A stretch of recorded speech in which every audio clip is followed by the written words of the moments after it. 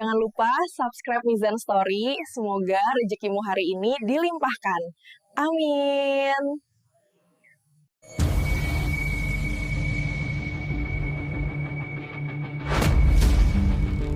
Seorang sinden muda yang lagi naik daun. Seorang bupati muda yang tengah jadi sorotan nasional. Dan seorang legenda sepak bola Tarkam yang dibayar puluhan juta sekali main. Apa jadinya kalau tiga dunia berbeda, budaya, kekuasaan, dan sepak bola Tarkam, bertabrakan dalam satu kisah cinta yang tak biasa. Ketika Niken Salindri, sinden cilik kebanggaan Jawa Timur, jatuh hati pada Mas Lindra, sang bupati muda. Tapi takdir membawa mereka pada pilihan paling menyakitkan, cinta atau jabatan. Semua bermula dari satu jersey El Loco Gonzales. Jangan skip, karena kisah ini akan membuka mata kita, bahwa cinta sejati kadang tak butuh panggung, hanya butuh keberanian untuk bertahan. Assalamualaikum warahmatullahi wabarakatuh. Selamat datang kembali di Mizan Story, tempat di mana kisah-kisah nyata dan inspiratif kami suguhkan dengan cinta dan makna. Tapi sebelum kisah ini kita mulai, klik tombol subscribe dan tuliskan sholawat di kolom komentar agar hidup kita senantiasa diberkahi dan mendapat syafaat Nabi Muhammad di akhirat kelak. Hari ini, kita akan mengikuti perjalanan seorang gadis luar biasa dari Jawa Timur, yang suaranya bisa membuat air mata menetes dan hati tersentuh. Ia bukan sekadar sinden, ia adalah legenda yang sedang tumbuh, Niken Salindri. Lahir pada tanggal 29 Juni tahun 2008 di keluarga seniman tradisional, Niken adalah putri dari Ki Degleng Gondosupono, dalang kawakan yang disegani di wilayah timur Pulau Jawa, dan sang ibu Wiwin Arumita, seorang wanita lembut namun penuh keteguhan dalam membimbing anaknya. Saat anak-anak seusianya masih belajar mengeja nama, Niken kecil justru telah belajar melagukan tembang Jawa. Di usia 2 tahun, ia sudah berani ikut mendampingi ayahnya saat pentas wayang kulit. Dan ketika umurnya baru menginjak 4 tahun, ia mendapat kehormatan menyinden sendiri di panggung besar, memukau penonton yang hadir malam itu. Tak ada yang menyangka suara kecilnya bisa membawa energi sebesar itu. Bahkan beberapa penonton menangis saat mendengar Niken melantunkan, Dandang Gula, malam itu, tembang yang biasa dinyanyikan untuk menggambarkan suasana hati penuh rindu dan kesetiaan. Ada yang berujar, ini bukan suara anak kecil.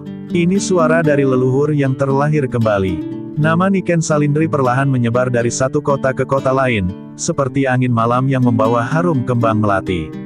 Tapi titik balik besar datang di tahun 2023, ketika Niken mengunggah versi campur sari dari lagu viral, Mangku Purel, ciptaan Nurbayan. Dalam balutan kebaya dan iringan gamelan, lagu itu berubah wajah, bukan sekadar hiburan, tapi menjadi sebuah pesan budaya yang kuat. Dalam waktu singkat, videonya meroket ke trending YouTube, menempati posisi ke-7 nasional. Rakyat dari berbagai kalangan, dari tukang becak hingga pejabat daerah, mulai menyebut namanya. Anak-anak muda pun mulai mendengarkan kembali campur sari, hanya karena ingin tahu, siapa sebenarnya sinden cilik yang sedang viral ini. Namun di balik sorotan lampu dan pujian yang membanjiri media sosial, Niken tetaplah gadis desa yang sederhana. Setiap pagi, ia tetap membantu ibunya menyapu halaman dan merawat bunga-bunga di pekarangan rumah. Setiap malam, ia masih suka duduk di pangkuan ayahnya mendengarkan cerita wayang. Popularitas tak membuatnya meninggi. Sebaliknya, ia makin membumi. Dalam hatinya, satu hal yang selalu dijaga adalah pesan sang ayah, jangan biarkan suara emasmu terjual kepada dunia tanpa makna. Tak banyak orang tahu bahwa Niken pernah menangis semalaman setelah gagal menyanyikan tembang, Pangkur, saat latihan. Ia merasa gagal menjaga warisan budaya. Tapi justru di titik-titik itulah jiwanya mengeras, seperti besi yang dibakar sebelum menjadi keris. Ia bukan sekadar penghibur, ia adalah penjaga warisan Jawa. Dan mungkin, tanpa ia sadari, rakyat pun mulai melihatnya sebagai simbol, bahwa generasi muda masih bisa mencintai tradisi, bukan hanya ikut tren. Dan dari sanalah, perjalanan Niken menuju panggung-panggung besar dimulai. Bukan hanya pentas seni, tapi juga panggung kehidupan yang akan menguji cinta, kesetiaan, dan pilihannya kelak. Siapa sangka, suara lembut yang dulu menemani malam sunyi di desa kecil itu, kini akan menggema di antara sorakan penonton bola Tarkam, di tengah kisah cinta yang tak biasa. Sebuah kisah yang akan membuat Jawa Timur, dan mungkin seluruh Indonesia, terpana. Ketika nama Niken Salindri melambung sebagai sinden muda berbakat, tak hanya rakyat biasa yang terpesona. Di sebuah ruang kerja sederhana namun berwibawa di pendopo Kabupaten Tuban, seorang pemimpin muda tengah memperhatikan videonya di layar ponsel. Aditya Halindra Fariski, Bupati Tuban, diam beberapa saat sambil menghela napas panjang. Di antara segala kekisruhan politik, banjir laporan pembangunan, dan hiruk-pikuk pemerintahan, suara Niken seperti menjadi jeda yang menenangkan. Sebuah suara dari tanah Jawa yang tak sekadar merdu, tetapi menyimpan kekuatan jiwa. Mas Lindra, begitu ia disapa rakyat, memang berbeda. Meski menjabat sebagai bupati 2 periode, ia dikenal tak pernah menjauh dari rakyatnya.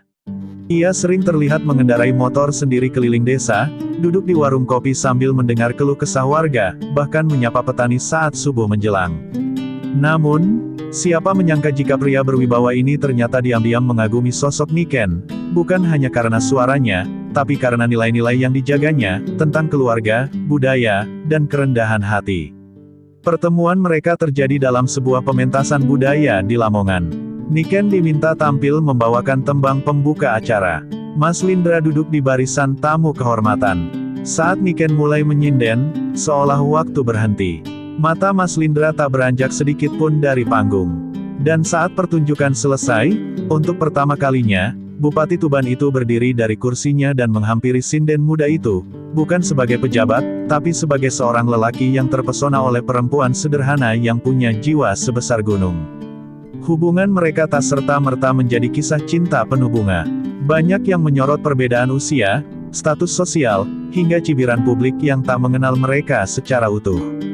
Tapi cinta, jika ia datang dengan niat yang tulus dan jalan yang baik, akan menemukan jalannya. Perlahan, Mas Lindra mulai hadir dalam kehidupan Niken, tak sebagai pejabat, tapi sebagai pendengar. Sebagai teman yang diam-diam mengantar pulang dari latihan tengah malam. Sebagai laki-laki yang setia duduk di belakang panggung, hanya untuk memastikan kekasihnya tidak kelelahan. Bagi Niken, Mas Lindra bukan simbol kekuasaan, tapi seseorang yang hadir saat ia ingin menyerah.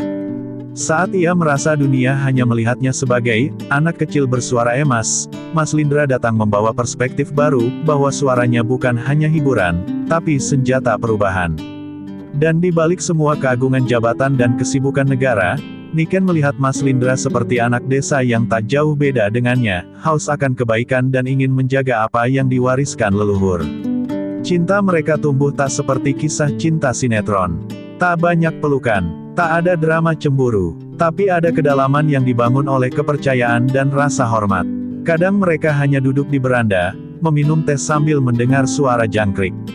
Kadang Mas Lindra menulis surat tangan, menyelipkannya di antara buku-buku tembang yang dipinjamkan. Dan di sanalah, benih cinta tumbuh, tenang, dalam, dan nyaris tanpa suara.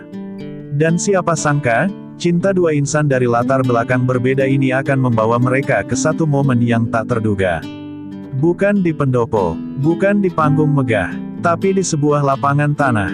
Di pelosok Banjarnegara, di tengah sorak-sorai penonton bola tarkam. Di sanalah takdir cinta, budaya, dan sepak bola akan bersinggungan.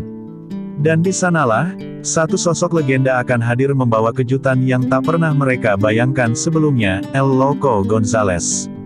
Di balik segala kesibukan pentas dan tugas kenegaraan, Niken dan Mas Lindra mulai menemukan ruang untuk bernapas. Bukan di gedung konser, bukan pula di ruang rapat pemerintahan, melainkan dalam hal sederhana yang sangat Indonesia, sepak bola tarkam. Ketika kabar berembus bahwa Christian El Loco Gonzales, mantan striker timnas Indonesia, akan berlaga di lapangan tarkam Banjarnegara, Niken tak kuasa menahan gejolaknya. Matanya langsung berbinar, bibirnya tanpa sadar menyebut nama itu berulang kali, El Loco. El Loco. Tak banyak yang tahu bahwa Niken adalah penggemar fanatik El Loco sejak kecil. Di balik kesibukannya sebagai sinden cilik, ia kerap mencuri waktu untuk menonton pertandingan sepak bola hanya demi melihat aksi sang striker. Ada satu kenangan yang tak pernah ia lupakan, malam tahun baru 2010, saat Gonzales mencetak gol indah untuk Indonesia di final Piala AFF. Niken kecil yang masih mengenakan daster bunga-bunga meloncat kegirangan di depan TV hitam putih, berteriak, "Aku mau jadi sehebat El Loco." Bukan dalam sepak bola, tapi dalam mimpi, menjadi yang terbaik di jalur pilihan sendiri. Kini, lebih dari 1 dekade kemudian, El Loco bukan lagi bintang televisi. Ia bermain di Liga Tarkam, lapangan-lapangan tanah dengan penonton berjubel dan tribun bambu. Tapi bagi Niken, bintang itu tetap bersinar. Dan ketika tahu El Loco akan bermain di Banjarnegara, hanya berjarak beberapa jam perjalanan dari Tuban, Niken tak ragu membujuk Mas Lindra untuk menemaninya menonton langsung. Ia bahkan rela menunda 1 jadwal pentas dan menyiapkan sendiri bekal makanan untuk perjalanan. "Kapan lagi aku bisa lihat idola masa kecilku main di depan mata, Mas?" ucapnya sambil tersenyum. Mas Lindra hanya tertawa kecil, tapi dalam hatinya, ia tahu hari itu bukan sekadar pertandingan bola. Hari itu adalah bentuk kecil dari kebahagiaan perempuan yang ia cintai. Dan seperti biasa, ia memilih hadir sebagai pendamping setia. Maka berangkatlah mereka, tanpa iring-iringan, tanpa ajudan ramai, hanya mereka berdua dalam mobil hitam sederhana, menyusuri jalan-jalan desa menuju Banjarnegara. Langit mendung, udara dingin, tapi suasana di dalam mobil hangat oleh tawa dan cerita tentang masa kecil. Lapangan Banjarnegara sore itu sesak. Penonton berdiri di pinggir garis lapangan, tribun penuh, sebagian bahkan naik ke pohon agar bisa melihat. El Loco muncul dari ruang ganti mengenakan jersey merah, usia tak lagi muda, langkahnya tak secepat dulu, tapi aura kepemimpinannya masih menyala. Setiap bola yang ia sentuh disambut sorakan. Dan ketika ia mencetak gol melalui sundulan keras, tribun nyaris roboh oleh teriakan penonton, termasuk Niken yang berdiri, bertepuk tangan sambil matanya berkaca-kaca. Mas Lindra, yang duduk di sebelahnya, tak bisa menahan senyum. Ia melihat kekasihnya seperti anak kecil yang akhirnya bertemu peri dongeng. Sinden yang biasanya tenang di atas panggung, kini menjerit kegirangan, memanggil-manggil nama El Loco. Di tengah gemuruh penonton dan sorot matahari yang mulai turun, Mas Lindra sadar, ini adalah momen langka, ketika cinta, masa kecil, dan idola, bertemu dalam satu garis waktu. Dan Niken pun tahu dalam diamnya, hari itu bukan sekadar tentang sepak bola. Ini tentang cita-cita yang dijaga sejak kecil. Tentang seorang gadis desa yang tumbuh mencintai tradisi, namun tetap bisa mengidolakan legenda lapangan hijau. Dan ia tak menyangka, dalam beberapa menit setelah peluit panjang ditiup, sang legenda akan menghampiri dirinya. Membawa kejutan yang akan membuatnya tak kuasa menahan air mata. Pertandingan telah usai, sore berubah menjadi senja, dan langit Banjarnegara mulai membakar dengan warna jingga yang sendu. Suara sorak-sorai perlahan mereda. Penonton mulai turun dari pohon, anak-anak berlarian di pinggir lapangan sambil menirukan gaya El Loco saat mencetak gol. Tapi di salah satu sisi tribun bambu, seorang gadis masih duduk terdiam, kedua tangannya menggenggam erat pagar besi yang berkarat. Matanya tak lepas dari sosok yang berjalan menuju ruang ganti, Christian Gonzalez, pahlawan masa kecilnya, yang kini berdiri hanya beberapa meter dari jarak nyata. Mas Lindra menoleh padanya. "Mau ke sana?" tanyanya lembut. Tapi Niken hanya menggeleng pelan. Bukan karena tak ingin, tapi karena hatinya terlalu penuh. Terlalu sesak oleh rasa haru yang tak bisa dijelaskan. Ia tak butuh selfie, tak ingin meminta tanda tangan, cukup bisa menyaksikan dengan mata sendiri, itu sudah lebih dari cukup. Tapi takdir kadang punya rencana lebih indah dari harapan manusia. Saat El Loco melangkah melewati pinggir lapangan, pandangannya justru berhenti tepat di arah tribun tempat Niken duduk. Seorang panitia lokal berbisik di telinga El Loco sambil menunjuk ke arah Niken. Sang legenda tersenyum, sebuah senyum yang mengandung pemahaman diam antara dua orang yang tak saling mengenal, namun terikat oleh satu hal, cinta pada mimpi yang tak pernah padam. Lalu perlahan, di hadapan puluhan pasang mata, El Loco melepas jersey merahnya yang basah oleh peluh dan tanah, dan berjalan ke arah tribun. Sorak-sorai pecah, anak-anak kecil berteriak histeris. Tapi El Loco hanya menatap satu arah. "Untukmu," ucapnya dalam bahasa Indonesia yang berat logat Uruguay, saat berdiri di hadapan Niken. Ia menyerahkan jersey itu langsung ke tangannya, sambil menepuk pelan bahu sang sinden muda. Terus bernyanyi, "Jangan pernah berhenti, karena suara kamu, seperti nyala lampu stadion saat malam gelap. Niken tak mampu berkata sepatah pun. Air matanya jatuh seketika. Jersey itu kini berada di pelukannya, lembab, beraroma rumput dan keringat perjuangan. Tapi bagi Niken, itu adalah lambang dari mimpinya yang hidup kembali. Mas Lindra menunduk haru. Ia tak cemburu, tak merasa kalah. Justru, ia bahagia melihat gadis yang ia cintai begitu bersinar, begitu hidup. Dalam momen singkat itu, ia melihat Niken bukan sebagai sinden cilik, bukan juga sebagai kekasihnya, tetapi sebagai seorang anak Indonesia yang berhasil menyentuh langit dari tanah yang sangat sederhana. Ia memegang tangan Niken erat-erat, seolah ingin menyimpan detik itu selamanya dalam ingatan. Tak ada kamera media yang meliput. Tak ada headline di koran besar keesokan harinya. Tapi bagi mereka yang menyaksikan langsung momen itu lebih besar dari final Piala Dunia. Itu adalah pertandingan antara masa lalu dan harapan, antara mimpi kecil dan kenyataan, yang akhirnya bertemu di satu titik, di lapangan Tarkam Banjarnegara. Dan di malam itu, saat mobil mereka kembali menyusuri jalan pulang, Niken masih memeluk jersey itu di pangkuannya. Tak berkata apapun, hanya tersenyum sambil memejamkan mata. Mungkin, untuk pertama kalinya dalam hidupnya, ia merasa seluruh jagat raya diam dan mendengarkan suara hatinya. Dan Mas Lindra tahu, ia sedang duduk di sebelah gadis paling luar biasa yang pernah ia kenal. Viral, satu kata itu menyebar ke segala penjuru Jawa Timur keesokan paginya. Potongan video Niken Salindri menerima jersey dari El Loco Gonzales di lapangan Tarkam Banjarnegara menjalar cepat di media sosial. Warganet ramai memuji momen itu, sinden ketemu legenda. Tulis seorang pengguna, cinta masa kecil yang jadi nyata, komentar yang lain. Tapi tak sedikit pula yang mulai bertanya-tanya, siapa pria muda berkemeja putih yang memegang tangan Niken sepanjang momen haru itu. Itu kayaknya Mas Bupati, tulis salah satu akun gosip lokal. Dan dari situlah badai itu bermula. Tak butuh waktu lama, nama Aditya Halindra Fariski mulai dikait-kaitkan. Media mulai mengendus hubungan mereka. Ada yang memuji, menyebutnya sebagai bentuk cinta yang merakyat, seorang bupati muda yang jatuh cinta pada sinden desa. Tapi seperti biasa, di balik kekaguman, lahir pula cemoohan. Beberapa mempertanyakan perbedaan usia mereka. Ada yang sinis menyebut Niken cuma numpang tenar, bahkan beberapa politikus tua mulai melempar sindiran halus dalam wawancara, pemimpin daerah harus menjaga citra dan batas. Niken terpukul. Ia tak pernah menduga cinta yang tumbuh perlahan, yang dijaga dengan hormat dan rasa syukur, justru menjadi bahan olok-olok. Ia bahkan sempat mengurung diri di rumah selama beberapa hari, tak mau membuka media sosial, tak berani tampil di acara pentas. Sang ibunda, Wiwin Arumita, hanya bisa memeluk putrinya dalam diam.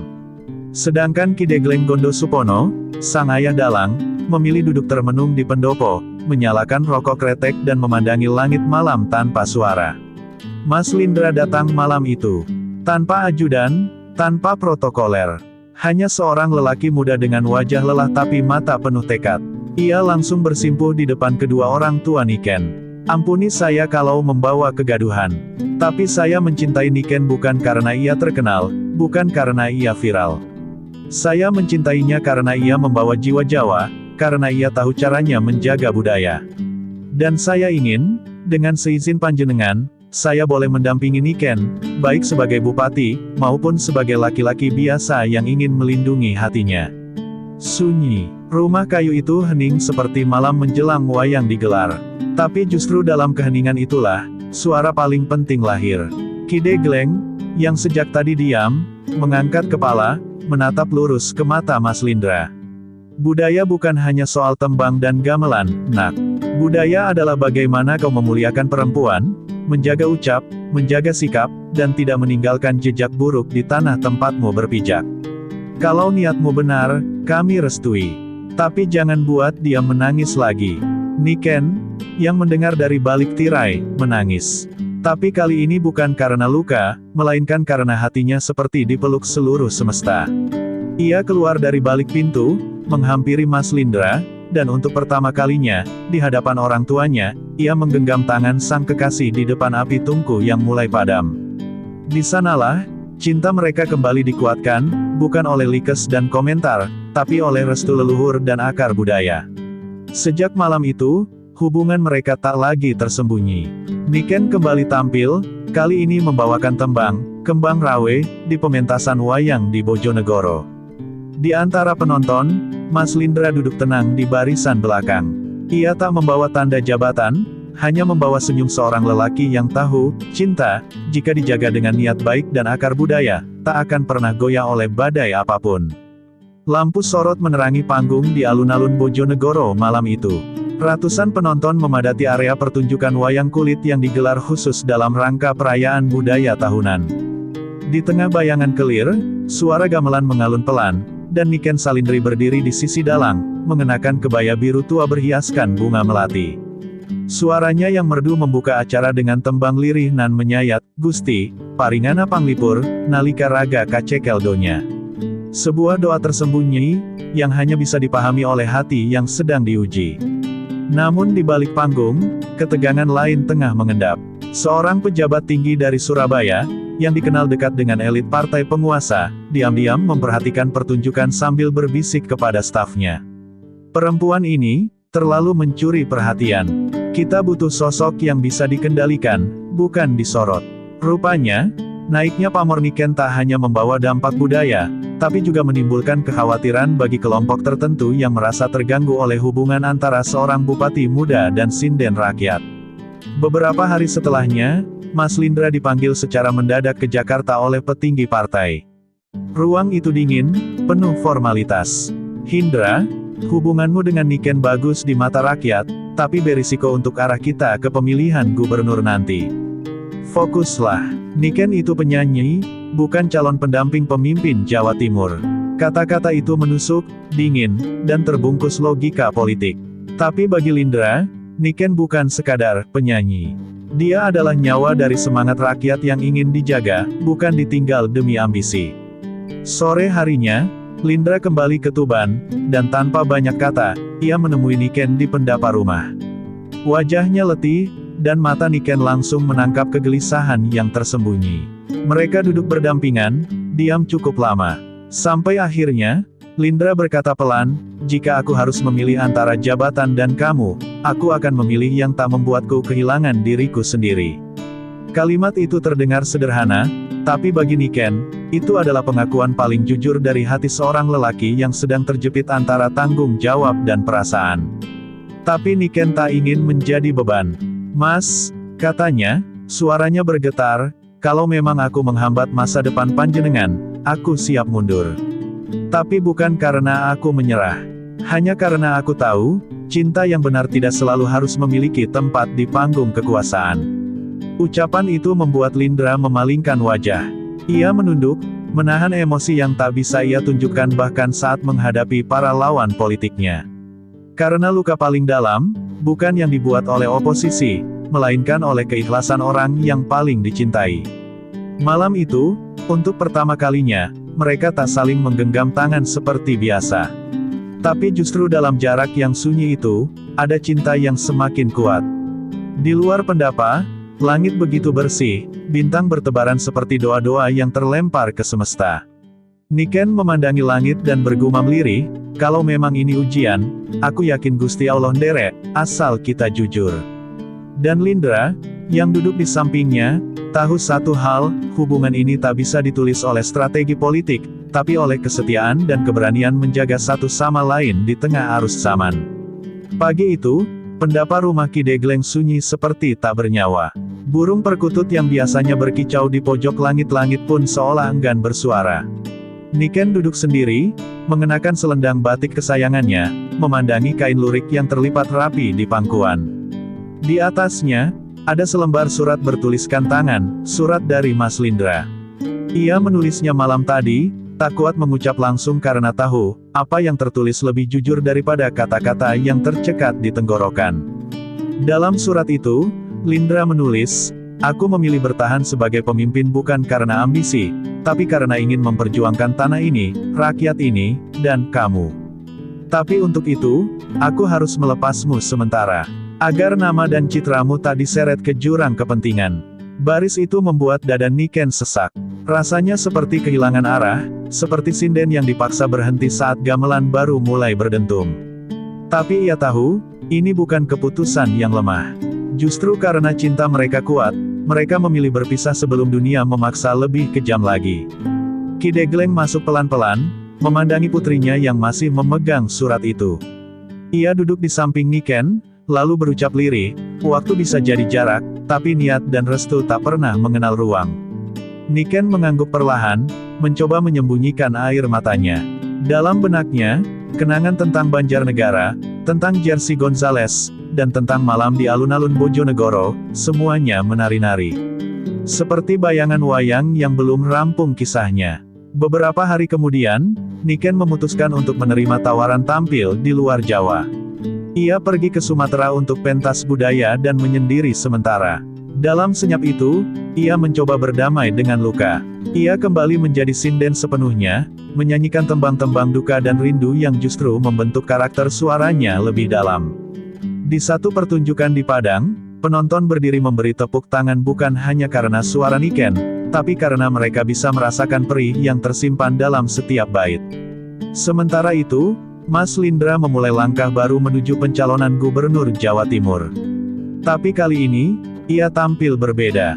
Ia bicara bukan sebagai politisi yang penuh strategi, tapi sebagai lelaki yang pernah merasakan perih karena memilih rakyat di atas rasa. Saya tahu, kekuasaan bisa merenggut siapa saja. Tapi saya juga tahu, kekuasaan tak ada artinya jika kehilangan hati, ucapnya dalam satu pidato di Surabaya, yang sontak membuat banyak orang terdiam. Beberapa menyebut pidato itu sebagai langkah yang jujur. Tapi sebagian lagi tahu, itu adalah pesan terselubung, untuk seseorang yang sedang jauh. Tak ada komunikasi di antara mereka selama berbulan-bulan. Hanya satu kali Niken membuka media sosial dan melihat sebuah foto, Mas Lindra berdiri di samping Presiden Prabowo, dengan wajah tenang tapi sorot mata kosong. Di saat yang sama, Lindra juga pernah melihat Niken dari layar berita, menyanyikan Suket Teki di Festival Budaya Internasional. Mereka saling tahu, saling lihat, tapi tak bisa saling sapa. Hanya hati mereka yang saling menyentuh diam-diam. Dan di suatu malam yang sunyi, di penginapan kayu kecil di tepian Danau Maninjau, Niken memandangi bintang dan berdoa pelan, kalau memang dia bukan untuk saat ini, setidaknya jangan hilangkan dia dari takdirku. Doa itu melayang ke langit, seperti tembang sinden yang tak selesai, menggantung di udara, menanti jawaban dari semesta. Dan akhirnya, setelah waktu membawa jarak, dan jarak mengajarkan makna kehilangan, Niken dan Mas Lindra dipertemukan kembali bukan dalam pesta, bukan dalam panggung, melainkan di sebuah warung kopi sederhana di pinggir sawah Tuban, tempat dulu mereka pertama kali berbincang tanpa gelar. Tak ada kamera, tak ada sorot wartawan, hanya tatapan mata yang saling mengerti bahwa cinta yang diperjuangkan dalam diam akan selalu menemukan jalannya kembali. Niken kembali ke pendapa, menyanyi bukan lagi dengan air mata, tapi dengan rasa yang telah matang. Lindra pun melangkah mantap ke arah masa depan, bukan lagi sebagai bupati semata, tapi sebagai laki-laki yang pernah mencintai dengan tulus. Dan seperti tembang sinden yang akhirnya sampai pada gending penutup, cerita mereka belum selesai, tapi untuk kali ini, cukup kita yang menyaksikan, cukup hati yang menyimpan. Terima kasih telah menyaksikan hingga akhir kisah ini. Semoga cerita ini bisa memberi warna, pelajaran, dan hiburan untuk kita semua. Jangan lupa untuk like, komen, dan share jika kamu merasa kisah ini menyentuh atau menginspirasi. Dan seperti biasa, tuliskan sholawat di kolom komentar sebagai bentuk cinta kita kepada baginda Nabi Muhammad. Cerita ini adalah fiksi belaka, disusun sebagai karya hiburan dan tidak dimaksudkan untuk menggambarkan kejadian nyata, menyudutkan, ataupun menyampaikan opini politik apapun. Segala kesamaan nama tokoh, tempat, atau kejadian adalah kebetulan semata. Harap menyimaknya dengan bijak dan menjadikan kisah ini sebagai refleksi serta hiburan budaya yang positif. Sampai jumpa di kisah-kisah menarik berikutnya hanya di Mizan Story. Wassalamualaikum warahmatullahi wabarakatuh. Subscribe ya dulur-dulurku sedaya, like videone lan tuliske sholawat ning kolom komentar.